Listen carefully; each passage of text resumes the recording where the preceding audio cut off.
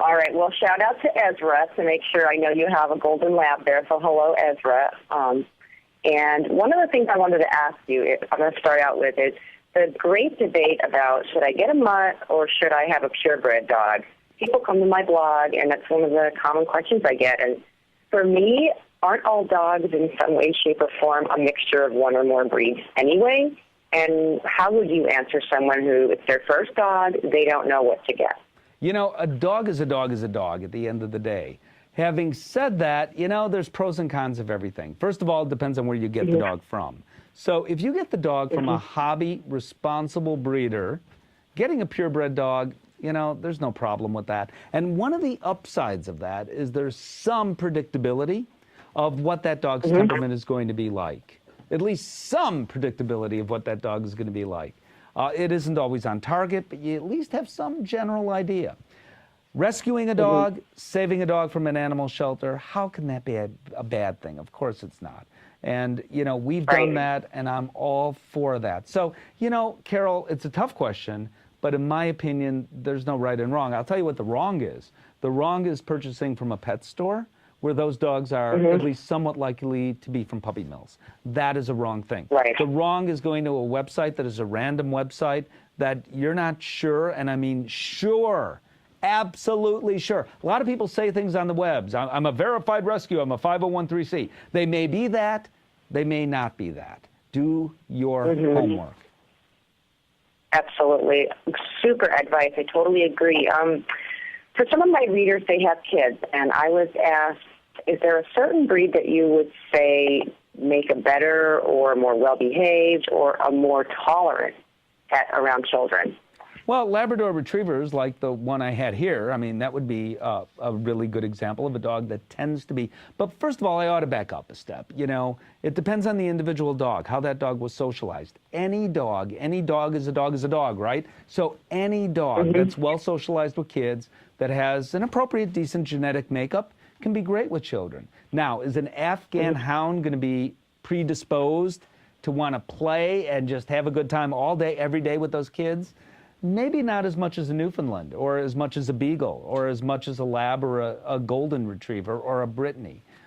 So I think that there are some dogs, like Lassie, a Collie, that just tend to be, given the right dog, given socialization with children, tend to just like be born to be with kids. And when you see that relationship happen and kids grow up with a dog, it can make you cry. I mean, there's nothing on the planet like it. I mean, you have two completely different species, clearly, but in a sense, it's like they're brother and sister. It's just an amazing thing to watch happen when it's right.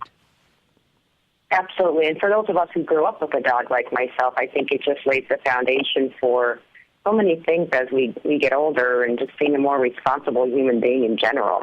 I mean, you know, I mean, studies have shown that kids that grow up with dogs, for example, are likely to be more empathetic. And I can go through a list of advantages, be more responsible.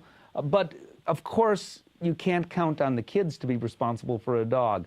Ultimately, moms and dads, that's your responsibility. And if you think otherwise, you will be surprised. And that leads me into feeding. That's one of the biggest things, I guess. What should I feed my dog?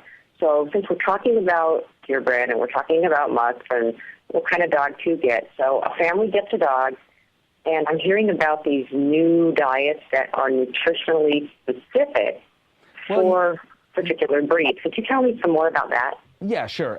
Any dog can do well on any individual diet, you know. So it is conceivable that you go to the store and get a generic diet and your dog lives for 25 years or whatever.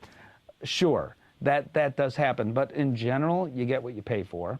And also, if you can get, here's what the experts tell me in nutrition. I'm not an expert in nutrition. I'm not a nutritionist. But the experts tell me when they look into their crystal balls, they are going to see, for people and for dogs and cats, diets, I'm talking about 100 years from now, but I'm talking about this being a reality 100 years from now, even though it sounds Star Trek-y today, that diets will be specifically geared for that specific animal or for us. So what I eat on a daily basis will be based on my genetics, potentially, and what you eat might be a little different, Carol, based on your genetics. Well, we're kind of halfway there with dogs. There are now breed-specific diets. So, yes, every individual dog is just that, an individual. However, Beagles are very different than West Highland White Terriers, and they're very different than Labradors. We know that. We see that. Even a 5-year-old can tell the difference between the breeds. But there are differences digestively, if you will, between those breeds. And the needs are different, which is most important,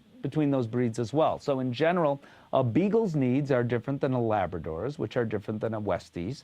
And if you could feed for those needs, wow, that's kind of a cool thing, I think. I mean, it's almost common sense. To me, it's almost like common sense. So we know that Labradors, just as one example, they have voracious appetites. They're like vacuum cleaners. They'll suck in all that food at once, correct? Well, if we have a diet that slows down that feeding, all the better for them. Absolutely. And okay, so for me, I deal a lot with Cocker Spaniels and Cocker Spaniel rescue and that kind of thing. And I was asked to ask you, so if I put my dog on a diet that's specific for my Cocker, but allergies are also prevalent in the breed, can he eat that particular diet, or am I looking for more of a limited protein type thing? What would you say to someone like that? Well, it depends on the allergy. So you're right that there is a Cocker Spaniel specific diet, and I'm a huge fan of that, incidentally. However, if your dog requires another diet, whether it be a prescription diet because of a dog having a specific issue, a medical issue, and allergies are a medical issue, and that can be a prescription diet, right?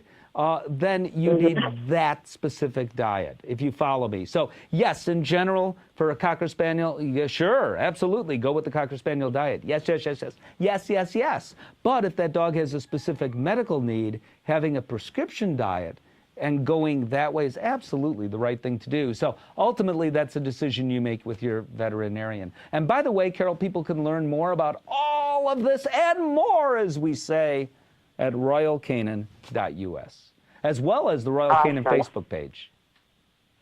Great. That's where I want to send my readers, where they could get more information, learn more, and, just you being a resource and knowing you for as long as I do. Thank you for speaking out for dogs and getting involved in this realm, because we need more people like you, Steve. Well, we need more people like you. Love you, Carol. Love you, Beck.